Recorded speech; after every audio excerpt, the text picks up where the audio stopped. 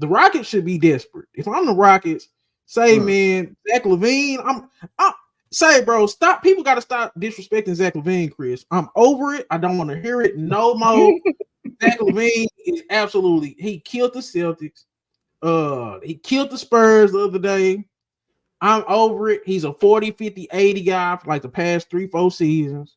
I'm over it. Zach LaVine can hoop. If he's in the right situation, I trust him. I think he's a top 5 shooting guard in the game. He's back. He's back. You can argue he's having a better season than Devin Booker. I don't give a damn. I'm just saying, Rockets should be trying to go after one of these guys, man. I don't care if it's Ingram. I don't care if it's Zion. I don't care if it's Zach LaVine. I think the Rockets should be desperate. How are you feeling about that statement? Because they ain't beat nobody good. They got blew out by the Thunder. They got blew out by the Celtics the other day. They can't beat good teams, and they second in the West. You got to be desperate right now. You need a number one guy. Yeah, I mean, I think the Rockets really just want to see what they got in the guys that are on their team and really evaluate the talent they have before they, pull the trigger too quickly on a guy and they miss out and they, give up on a guy that they probably would have liked to keep in the future. So they're really just trying to evaluate and see what they have on their roster currently right now. And then probably in the offseason, they go really make that trade to make that next jump. Get their young guys that experience, trying to, be contenders or make that playoff push because they weren't there last year. Now y'all got that playoff experience. We're going to bring in a guy who done this before, that can take y'all to the next level. Hey, let's go. We ain't got no excuses now.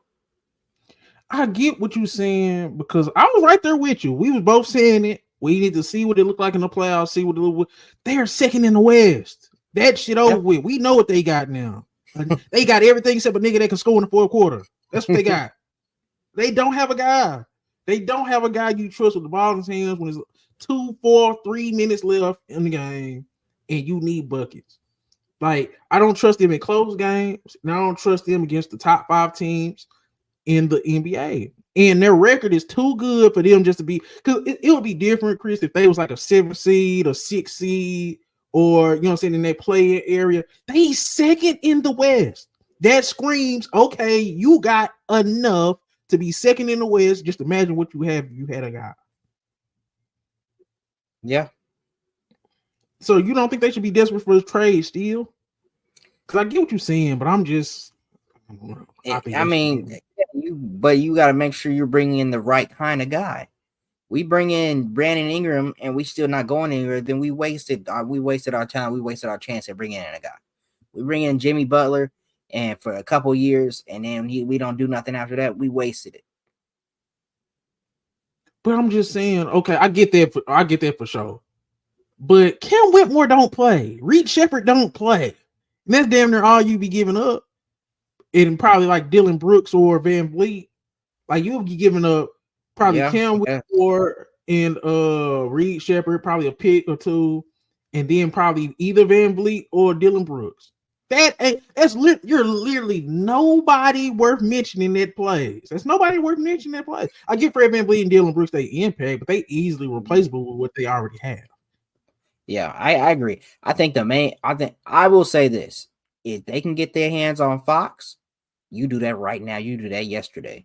Now I don't know how easy it is to do that, but obviously I don't know how easy it is. I don't know how willing Sacramento would be willing to do that. You can get your hands on Fox. You do that. You do that yesterday. That's probably the only guy I'm willing to move off of this season to go get somebody. You would take a swing on Zion?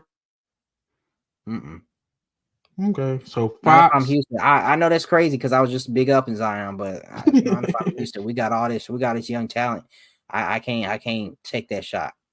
So no Jimmy Butler, no Zion, no Ingram, no LaVine. Hey, I'm not giving up a ton. Not for Jimmy Butler, maybe for Brandon Ingram. I'm not giving up a ton for LaVine. If the Rockets just stay put, you would have no problem with that. If they just let everything play out.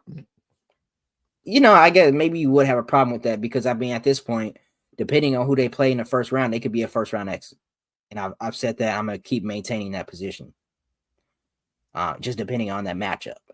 So, maybe you would feel a type of way. Oh, we done did all this in the regular season, and for us to go out in the first round like that, yeah, it's a waste of season. So, I get what you're saying. I just say let's do it for the right guy. I love the De'Aaron Fox trade. I damn near would throw the boat. I'll throw the boat to bring in De'Aaron Fox, even though I ain't been feeling him. I ain't feel what he did over there in Sacramento to Mike Brown, whatever. But say that would legit be a team he can close 4 quarters, and then he still don't kill your defense because he's a quality defender. So yeah, I get that one for sure. Found some shit I love to do, so I can look comfortable. Searching for a peace of mind. Need that when it's time to rhyme. Perfect in every line. Any chance I get, and I know it takes time, but I will never quit.